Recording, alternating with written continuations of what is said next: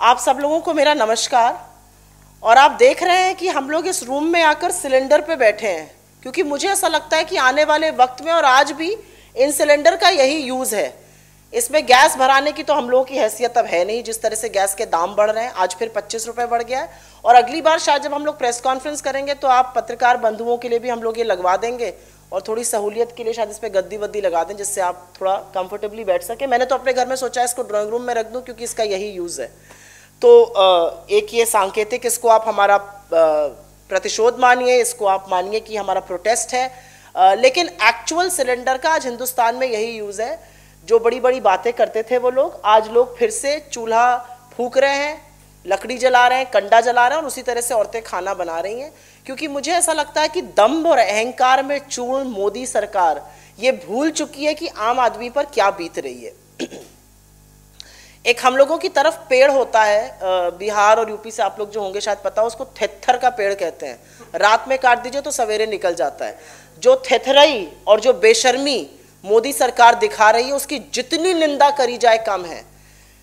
Petrol 100 के पार है, diesel में उछाल है, रसोई गैस का सिलेंडर फिर 25 रुपए बढ़ा दिया गया है। तो दिसंबर से अभी तक 200 रुपए बढ़ के 794 रुपए पर रसोई गैस का सिलेंडर आ चुका है। कितने लोग हिंदुस्तान में हैं जो 794 रुपए का ये सिलेंडर भरा सके? और अभी मैं 2 मिनट में सरकार के आडंब और पाखंड का भी पर्दाफाश करूंगी, क्योंकि सब्सिडी मिल ही नहीं रही है इस देश में। तो जब इस तरह से दाम बढ़ रहे थे और हम लोग बार बार सरकार के सामने इस बात को प्रस्तुत कर रहे थे और उसको आगे ला रहे थे, तो हमें लग रहा था कि सरकार थोड़ी संवेदनशीलता दिखाएगी, जो राजधर्म है वो निभाएगी।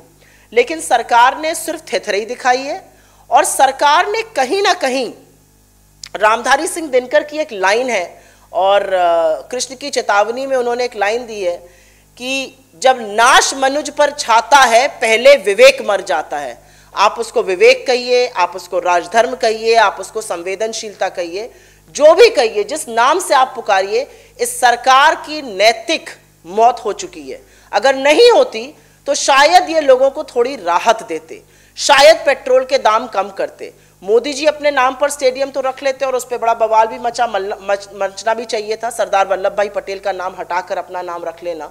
लेकिन सच तो यह है कि मोदी जी ने शतक लगाया है, तो शायद वो डिजर्व भी करते हैं। ये अलग बात है कि शतक उन्होंने क्रिकेट की पिच पे नहीं, पेट्रोल के दामों पर लगा दिया है। खैर, अभी एलपीजी सिलेंडर की बात करते हैं। देश में 28 करोड़ से ज्यादा एलपीजी उपभोक्ता हैं। 28 करोड़ लोग एलपीजी सिलेंडरों को खरीदते हैं। आप खुद, हम सब लोग मिडिल क्लास लोग हैं। हम में से कितने लोग 1 या 2 सिलेंडर महीने का अफोर्ड कर सकते हैं, ये सोचने वाली बात होगी। और अब मैं बताती हूं सरकार का जो आडंबर और जो झूठ है।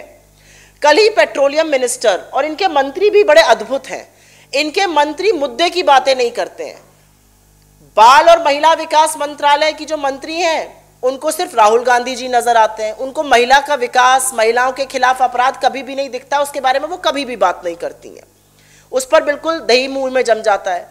धर्मेंद्र प्रधान जी सारी बातें करेंगे, ट्विटर पे और फेसबुक पर टाइम जाया करेंगे, और झूठ बोलते हैं जब टीवी चैनलों पर आते हैं कि नहीं हमने दामों में हम क्या कर सकते हैं। आप बहुत कुछ कर सकते हैं। आपने एक्साइज बढ़ाया, आप कहते हैं सब्सिडी है, सब्सिडी बिल्कुल नहीं है। और इसका साक्ष्य और प्रमाण ये है, और एक ये छोटी सी टेक्निकल सी बात है, एक मार्केट प्राइस होता है, एक कंट्रोल्ड प्राइस होता है। कंट्रोल्ड प्राइस जो होता है वो सरकारें साल दर साल एक ही चलता जाता है। मार्केट प्राइस और कंट्रोल्ड प्राइस के अंतर पर ही सब्सिडी मिलती है। तो मान लीजिए आज मार्केट प्राइस 794 है और कंट्रोल प्राइस मान लीजिए 600 है, तो 194 रुपए की सब्सिडी आपको मिलेगी। लेकिन इस सरकार ने मार्केट प्राइस और कंट्रोल्ड प्राइस को एक ही कर दिया है।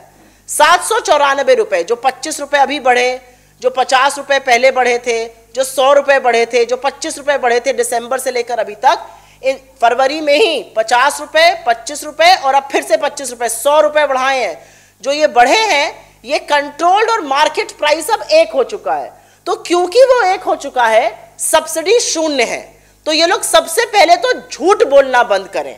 इनका जो कंट्रोल प्राइस है और मार्केट प्राइस एक है, इसलिए लोगों को सब्सिडी नहीं मिल रही है, पहली बात। और इसका साक्ष्य प्रत्यक्षम किम प्रमाणम कहा गया है कि प्रत्यक्ष को प्रमाण की क्या जरूरत है।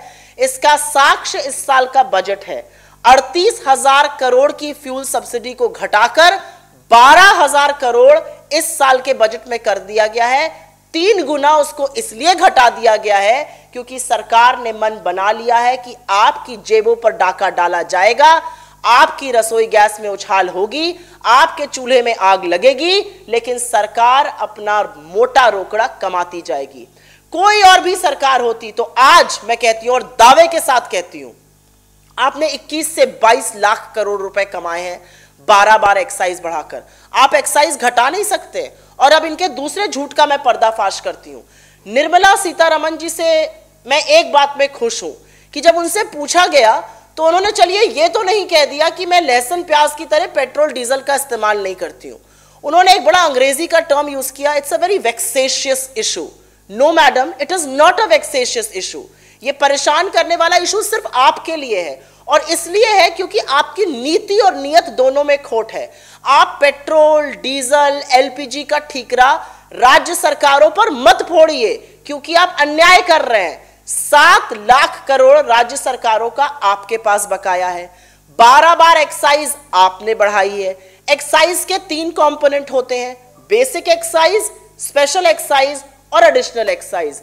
बेसिक एक्साइज आप राज्यों के साथ साझा करते हैं, एडिशनल और स्पेशल एक्साइज केंद्र सरकार सारी की सारी अपने लिए रखती है। इस सरकार ने बेसिक एक्साइज लगातार घटाया है, स्पेशल और एडिशनल लगातार बढ़ाया है।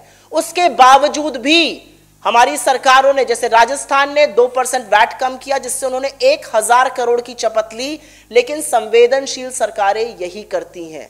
हम आशा कर रहे थे कि इस महीने थोड़ी संवेदना मोदी सरकार दिखाएगी, लेकिन ऐसी कोई संवेदना की उम्मीद करना भी मुझे लगता है गलत है। और मैं फिर रिपीट करूंगी, विनाश काले विपरीत बुद्धि।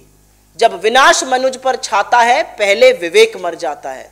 तो हम इसकी जितनी भर्त्सना करें, जितनी निंदा करें वो कम है।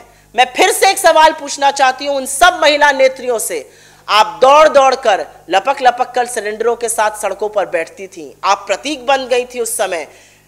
इसके सिलेंडर, एलपीजी, पेट्रोल, डीजल में जो दाम बढ़ते थे उसका, आज आप क्यों चुप हैं?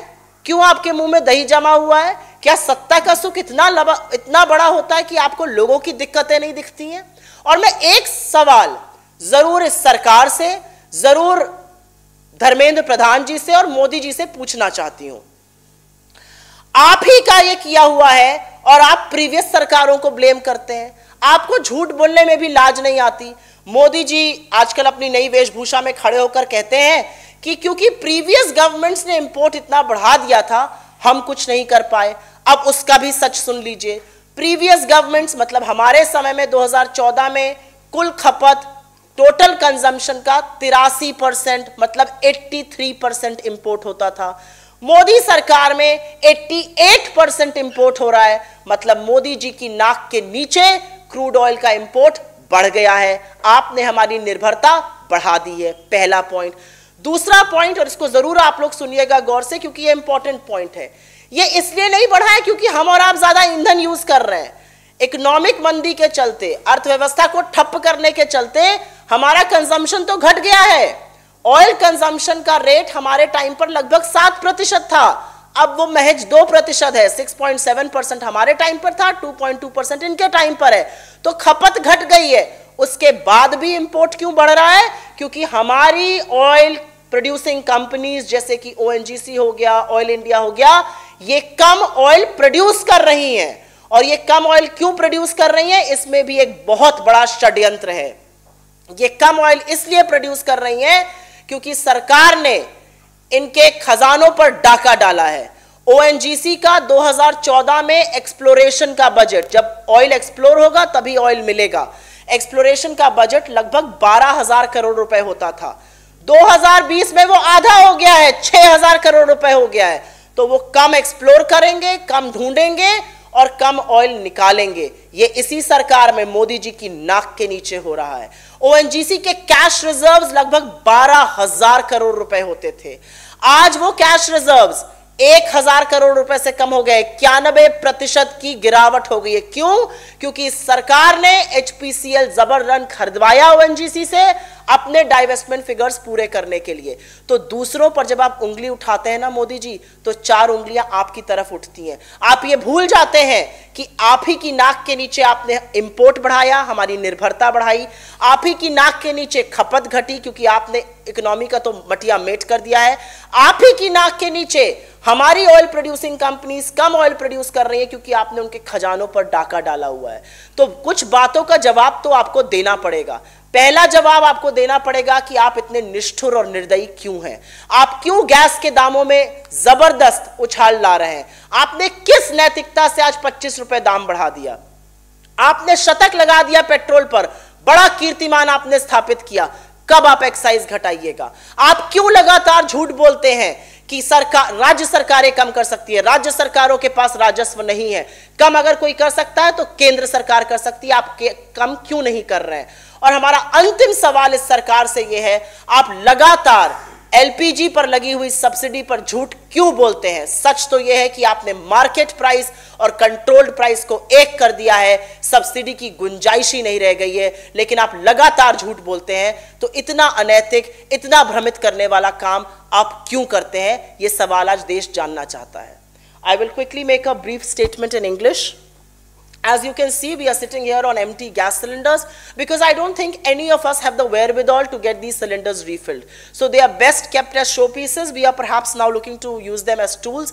Maybe the next time you come, we will place some of these for you, for your comfort. We'll also place some cushions. I think this is perhaps the best use of empty gas cylinders.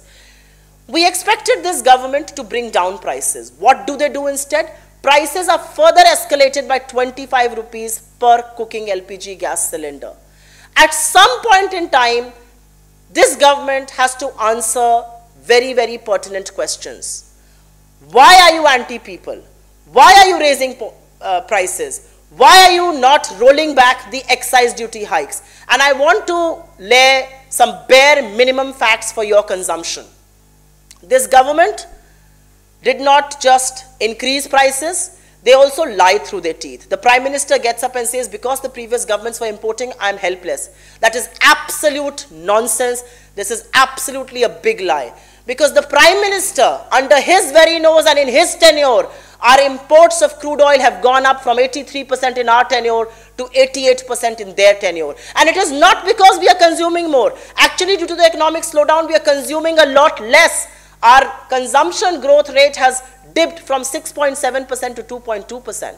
It is because he has ensured that ONGC explores less. ONGC had funds worth 12,000 crore rupees earlier. ONGC is now left with exploration funds of only 6,000 crore rupees. Why have those funds been halved?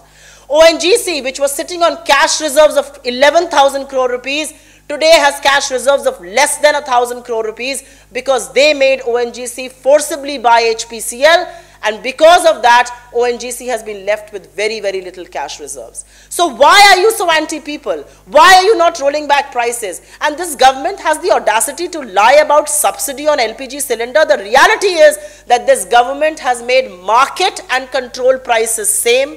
It is the difference between market prices and control prices which is the subsidy. So if you were paying 794 rupees as market price for LPG and the controlled price was 500, you would have got 294 rupees as subsidy. But this government, because it has raised prices so often and so frequently, from December to now, prices have gone up by 200 rupees. LPG cylinder in Delhi now costs 794 rupees.